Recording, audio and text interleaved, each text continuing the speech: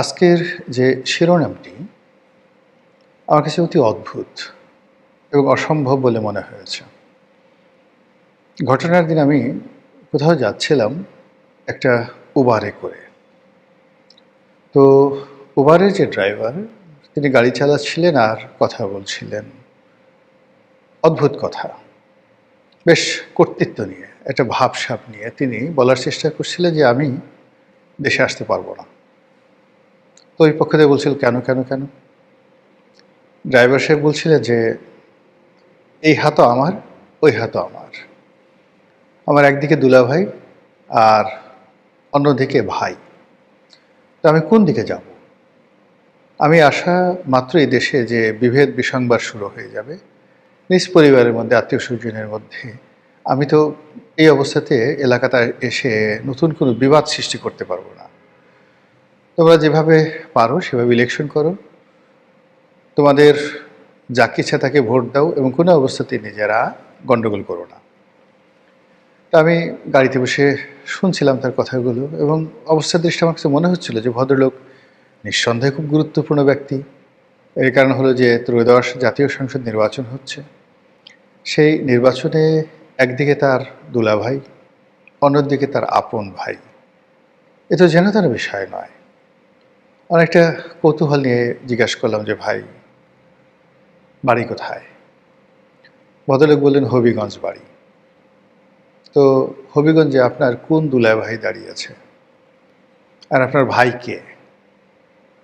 তো তিনি বললেন যে দেখুন, আসলে তারেক রহমান সাহেব তো আমাদের দেশের জামাই। তো সেই অর্থে তিনি আমার দুলাভাই। বিএনপির যে কোনো প্রার্থী আমার দুলাভাই। আর শফিকুর রহমান সাহেব, ডাক্তার শফিকুর রহমান জামাতের আমির, তিনি তো সিলেট জেলার মানুষ।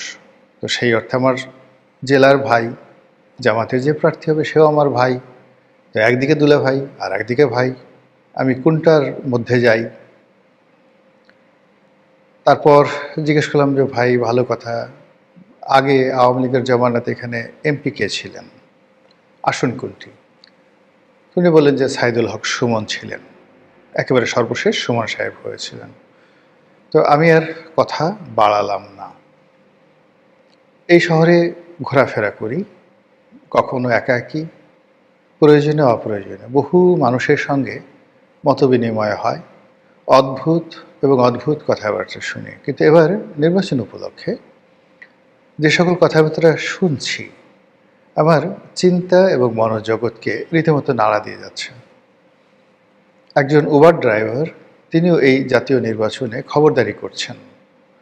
তিনি জনাব তারেক রহমান সাহেবকে হবিগঞ্জের বাসিন্দা হওয়ার সত্ত্বেও দুলাভাই বলে সম্বোধন করছেন। আর শফিকুর রহমান সাহেব, তাকেও তিনি ভাই হিসেবে সম্বোধন করছেন। বিষয়টি ভালো, অবশ্যই ভালো। কিন্তু একই সঙ্গে আমি বুঝতে পারলাম না যে ওই ভদ্রলোক তিনি কি নির্বাচন বর্জনের কথা বললেন, নাকি তারেক রহমান সাহেবকে টিটকারি করলেন, নাকি শফিকুর রহমান সাহেবকে টিটকারি করলেন, এটা বোঝা যাচ্ছিল না। এর কারণ হলো যে আমাদের জাতীয় রাজনীতিতে এই গত কয়েক মাস ধরে যেভাবে একে অপরকে তুচ্ছ-তাচ্ছিল্য করছে, যেভাবে প্রার্থীরা পরস্পর কাদা ছোড়াছুড়ি করছেন, এবং গত 17টি মাসে যেভাবে সব কিছু এলোমেলোভাবে চলেছে, যার যেটা হওয়ার কথা নয় তিনি সেটা হয়েছেন, যার যেটা করার কথা নয় তিনি সেটা করেছেন, যার যেটা বলার কথা নয় তিনি সেই কথাগুলো বলেছেন। এর ফলে এই সমাজে আমরা অদ্ভুত সব কাহিনী দেখেছি, অদ্ভুত সব ঘটনা দেখেছি। একটির সঙ্গে অন্যটির কোনো মিল নেই। পুরো সমাজের যে বন্ধন এলোমেলো হয়ে গেছে, তছনছ হয়ে গেছে। মানুষের অর্থনীতি, মানুষের জীবনযাত্রা, প্রেম, বিয়ে, শাদী থেকে শুরু করে যত কর্মকাণ্ড রয়েছে যা কিনা এই পৃথিবীর আওয়াজকে বুলান্ত করে। বনে পাখির ডাক না হলে যেভাবে মনে হবে না যেটা বন, বাঘ সিংহ না থাকলে যেভাবে বনের যে তীব্রতা, এটি কখনোই আপনি অনুভব করতে পারবেন না। কিংবা আমাজনের জঙ্গল বলতে আমরা যে রহস্যময় জঙ্গল বুঝি, যেখানে আপনি হারিয়ে যেতে পারেন, যেখানে আপনি মুগ্ধ হতে পারেন, যেখানে আপনি মরে যেতে পারেন, বা যেখানে আপনি জীবনের অর্থ খুঁজে পেতে পারেন। পৃথিবীর যত অরণ্য রয়েছে, যত রহস্যময় পাহাড় রয়েছে, যত সাগর কিংবা সমীরণের যে লীলা খেলা হয় মরুভূমি, সেই মরুভূমিতে সবচেয়ে রহস্যময় যে অরণ্য সেটি হলো জনারণ্য, মানুষের অরণ্য। এখানে মানুষের হাসি কান্না, ব্যথা বেদনা, সুখ দুঃখ, আমোদ প্রমোদ, আহ্লাদ এবং উৎসব সব মিলিয়ে মানুষের জীবনকে জীবন্ত করে রাখে। যখন এই জনারণ্যের কোনো শব্দ বিকৃত হয়ে যায়, কোনো শব্দ বন্ধ হয়ে যায়, এবং এই জনারণ্যে যা কিছু ঘটে সেই ঘটনাগুলোর আপনি একটির সঙ্গে অন্যটির মিল ঘটাতে পারেন না, তখন জনারণ্য শ্মশান ভূমিতে পরিণত হয়ে যায়। আমাদের এই সমাজের গত 17 মাসের মব,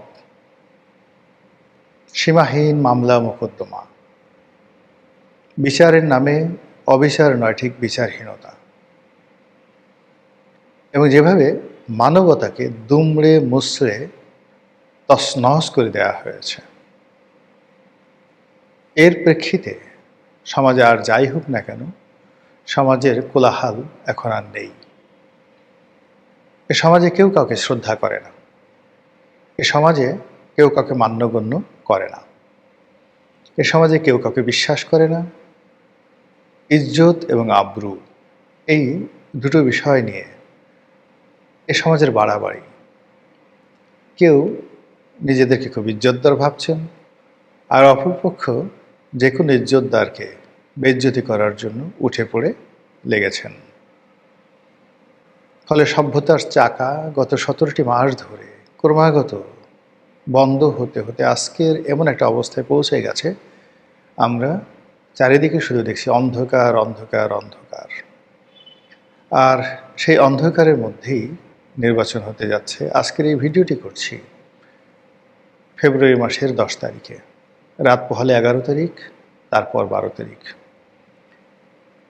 আমার মতো বহু মানুষ সেই সামাজিক মাধ্যম খুঁজছেন, টেলিভিশন পত্র পত্রিকায় খুঁজছেন, কি যেন খুঁজছেন, কি খুঁজছেন কেউ বলতে পারছে না, কিন্তু কেউ একটা কিছু খুঁজছেন। একটা নির্বাচন হবে, নির্বাচনের যে উৎসব, নির্বাচনের যে আমেজ, নির্বাচনকে কেন্দ্র করে মানুষের স্বপ্ন, প্রেম, ভালোবাসা এবং আগামীর ভবিষ্যৎ নিয়ে মানুষের মধ্যে যে সুতীব্র একটি বেঁচে থাকার আকাঙ্ক্ষা, সব যেন এক বিন্দুতে এসে কেমন হয়ে গেছে। আজকের এই দিনে আমি শহরে বের হয়েছিলাম, সবচেয়ে ব্যস্ততম একটি এলাকা নিউ মার্কেট, মঙ্গলবার দিন বন্ধ ছিল। তারপর কিছু মানুষ ছুটছেন, অনেকগুলো দোকানপাট খোলা আছে, যে যার মতো করে ব্যস্ত।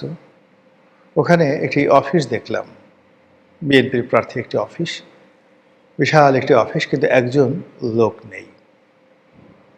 যে যার মতো কাজ করছেন আর এক রাশ হতাশা নিয়ে জীবিকার তাগিদে শুধু ছুটে বেড়াচ্ছেন। এরই প্রেক্ষিতে দুলাভাইয়ের নির্বাচন আর আপন ভাইয়ের নির্বাচন আপনার আমার জীবনের কতটা পরিবর্তন এনেছে, কতটা প্রভাব এনেছে, এবং এর দ্বারা এই নির্বাচনের পরে কতটা প্রভাব বিস্তার করবে, এটা আমরা কিচ্ছু জানি না।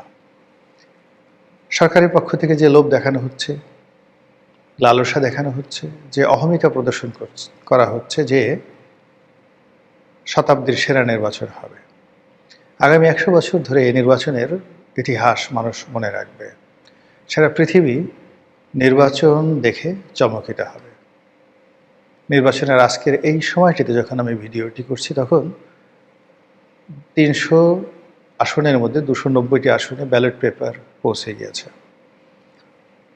আজকের এই দিনে এই শহরে যারা বুয়া আছেন, কর্মজীবী মানুষ আছেন, তারা আগামীকাল 11 তারিখে কাজ করবেন না। এর কারণ হলো বিভিন্ন এলাকা থেকে আসার জন্য যে গণপরিবহন, সেই গণপরিবহন বন্ধ থাকবে বলা হচ্ছে। বিভিন্ন গ্যারেজে, সেই মিল কলকারখানা থেকে শুরু করে দোকানপাট, সেখানে বলতে গেলে অঘোষিত ছুটি শুরু হয়ে গেছে আজকের দিন থেকে। দলে দলে মানুষ গত 3-4 দিন ধরে গ্রামে যাচ্ছেন। তারা কি ভোট দিতে যাচ্ছেন, নাকি ভোট দেখতে যাচ্ছেন? তারা কি ভোট উৎসব পালন করতে যাচ্ছেন, নাকি আবহমান বাংলার যে বাঙালিপনা, যে কোনো উৎসব এলে, যে কোনো ছুটি এলে তারা হৃদয়ের সমস্ত আকুতি দিয়ে, প্রেম দিয়ে, ভালোবাসা দিয়ে সেই ছুটি উদযাপন করে।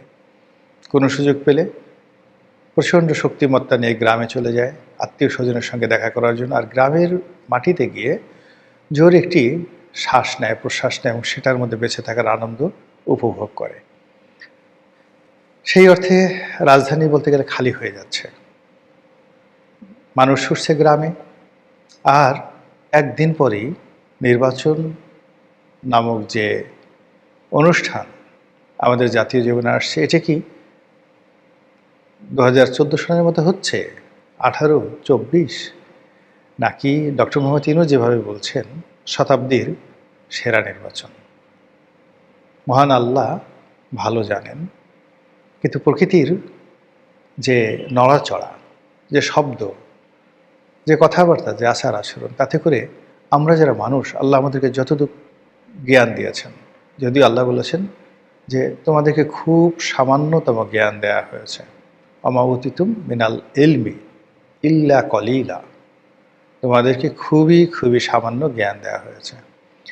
এই সামান্য জ্ঞান দিয়ে যতটুক বুঝতে পারছি, আন্দাজ করতে পারছি, তাতে করে উৎসাহিত হওয়ার, আহ্লাদিত হওয়ার, আনন্দ লাভ করার কোনো কারণ দেখা যাচ্ছে না।